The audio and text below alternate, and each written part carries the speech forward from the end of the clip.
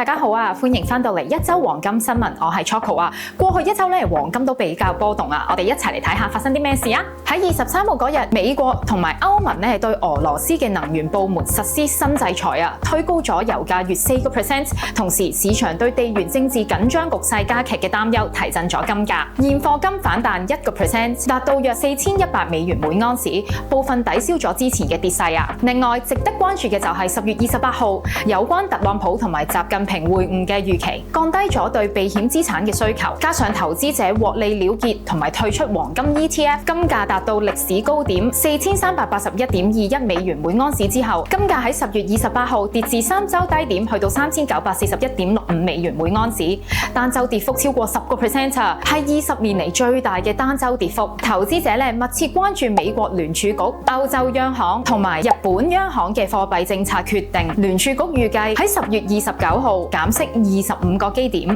歐洲央行同埋日本央行預計維持利率不變。預期嘅減息幅度低於早前市場嘅預期，加上其他央行維持利率，導致美元走強，壓低咗金價。好啦，不如講一講未來金價嘅展望啊。如果地緣風險持續嘅話，JP Morgan 就預測金價將會有一個強勁嘅反彈，可能喺2025年底接近5000美元每盎司啊。中美貿易談判樂觀嘅情緒同埋美元短期走強，可能繼續抑壓住金價。短期內金價可能喺3900至到4100美元每盎司之間震盪。如果地緣政治緊張加劇或者美元走弱嘅話金價有望重返4300美元每盎司呢個關口啊。如果貿易談判進展順利或者美元持續走強，金價可能進一步回調去到3800美元每盎司。好啦，今日就講到呢一度啦。想知道更加多關於黃金嘅資訊同埋市場消息，記得 follow、subscribe 同埋 share 我哋嘅短片啊。仲有可以 follow 埋我哋嘅IG啊。我哋下次再見啦，拜拜。